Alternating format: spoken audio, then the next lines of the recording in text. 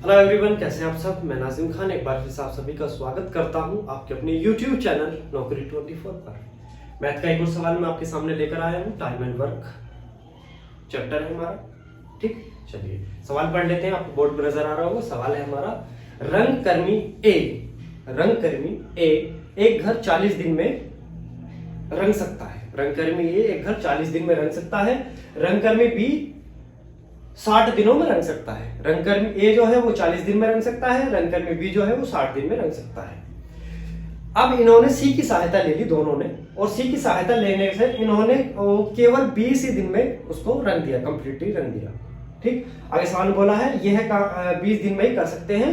सी अकेले उस काम को कितने दिनों में करेगा। समझ आया? ये है इस सवाल में कि जो रंगकर्मी ए है वो 40 दिन में रंग सकता है, रंगकर्मी बी है वो 60 दिन में रंग सकता है।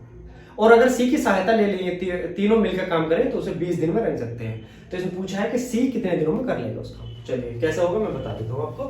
देखो, ए है कितने दिनों में कर लेता है, 40 दिन में। 40 दिन में रंग सकता है। बी उसको 60 दिन में रंग सकता है। आगे बोला गया है कि अगर सी की सहायता लेके वो 20 दिन में, मतलब ए बी और सी तीनों, तो ए प्लस बी प्लस सी कितने दिनों में, 20 दिनों में रंग सकते हैं। हम क्या करते हैं, जब हमारी संख्या निकल आती है कोई एक ऐसी संख्या मानते हैं जो तीनों से कट जाए, वह छोटी से छोटी संख्या, मतलब इसका लय से लेंगे, लघुत्तम समाप्त होता है। 40 से भी कट जाए, 60 से भी कट जाए, 20 से भी कट जाए। तो ऐसी छोटी संख्या क्या है, देखो 20 से 60 भी कट जाएगा, 40 भी कट जाएगा, लेकिन ये आपस में ऐसे नहीं कटेंगे। तो एक ऐसी संख्या मान लो, क्या मान रहे हैं, 120। 40 से भी कटेगी, 60 से भी कटेगी और 20 से भी कटेगी। तो ये 120 संख्या हमारा मतलब टोटल वर्क हमारा हो गया। 120 टोटल वर्क है। अब 40 दिन में 120 काम करता है, तो एक दिन में कितना करता होगा। मैं इसको अगर शॉर्ट में कर रहा हूं तो 120 बटे 40, ठीक, 120 बटे 60 और 120 बटे 20। अगर मैं इनकी क्षमता निकालते देखो तो इनकी एफिशिएंसी की अगर मैं बात करता हूं, एक ही जो क्षमता है प्रतिदिन की, वो कितना काम करता है। 120 टोटल काम है, 40 दिन में कर लेता है, तो एक दिन में कितना करता होगा, 3 काम करता होगा।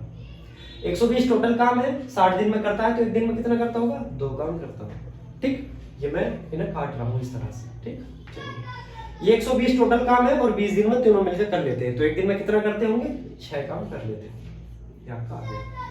अब एक चीज देखो, ए की जो हमारी क्षमता है वो 3 है, बी की जो हमारी क्षमता है वो 2 है, लेकिन ए प्लस बी प्लस सी तीनों की जो क्षमता है,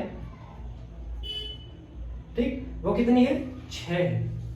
ए प्लस बी की 6 है, ए की 3 है, बी की 2 है। तो अब आप ये सोचो कि जब ए की 3 है, बी की 2 है, दोनों को मिला के कितनी क्षमता बन रही है, 5 इनकी एफिशिएंसी, और तीनों की मिला के कितनी है, 6। ए बी की 5 है, तीनों की 6 है।